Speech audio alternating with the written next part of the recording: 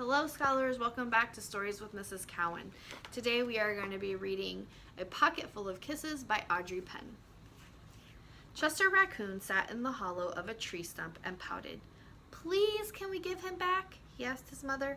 "I'll be really good if we can give him back."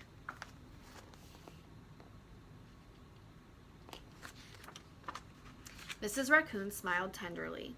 "You're already really good, Chester, but I'm afraid no matter how good you are, we can't give him back.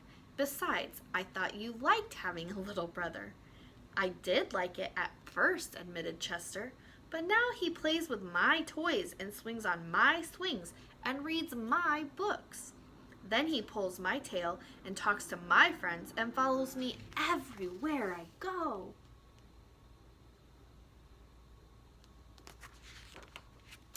Mrs. Raccoon lifted Chester onto her lap and smoothed out his worried, furry forehead. "That's what little brothers do," she explained in a very motherly tone. "It's no different than sharing the woods, or sharing the stream, or sharing the food we find. Ronnie wants to be just like you." Mrs. Raccoon placed Chester on the ground and smiled at him with the soft, loving eyes he knew so well. "I think someone needs a kissing hand," she said in a voice that was warm and inviting. She took Chester's hand in her own and spread open his tiny fingers into a fan. Leaning over, she kissed him right in the middle of his palm. Chester felt the warmth of that kiss rush from his hand up his arm and into his heart. And then he pressed his hand to his cheek. He could hear his mother's words in his head. "Mommy loves you," they said. "Mommy loves you." Chester grinned so wide the tips of his silky black mask crinkled upward. Even his cheeks flushed to a primrose pink. He was the happiest raccoon in the forest.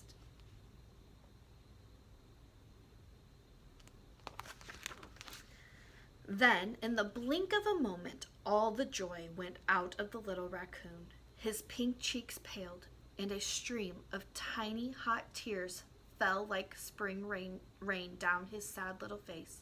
Even his silky black mask drooped as he watched his mother reach down, take Ronnie's hand in her own, open his tiny fingers into a fan, and kiss his brother right in the palm of his hand.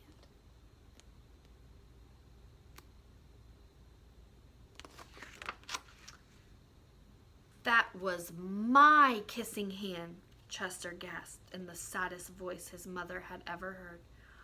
"Why did you give Ronnie my kissing hand? Don't you love me anymore?"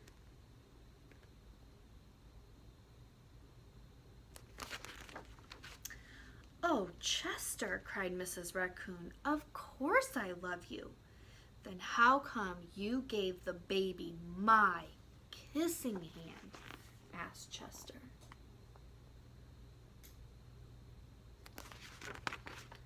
Mrs. Raccoon gathered Chester up in her arms and gave him a great, big, comforting hug. "I would never give Ronnie your kissing hand," she assured him gently. "That was his kissing hand. Now you each have one of your own."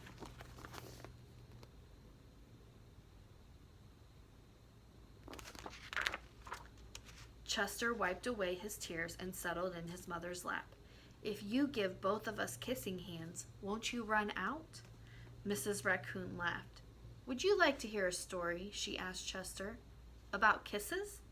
"About stars," said Mrs. Raccoon.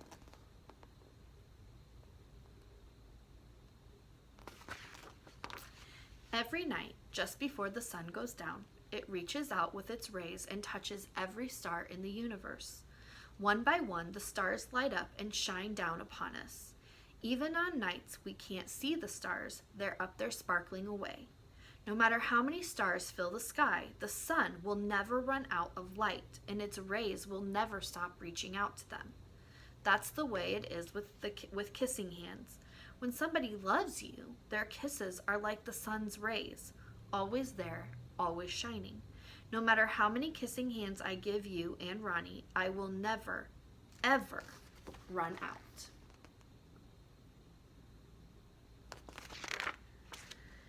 But you are right about one thing, Mrs. Raccoon told Chester.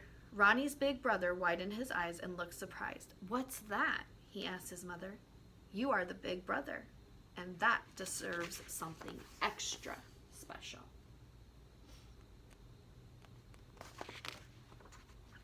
Mrs. Raccoon put Ronnie on a swing, then took Chester's right hand in hers and spread open his tiny fingers into a fan. Leaning over, she kissed him right in the middle of his palm.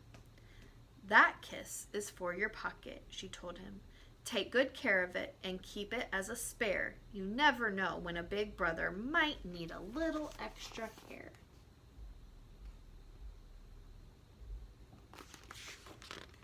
Chester hugged his mother and romped away. I love you too, he seemed to say.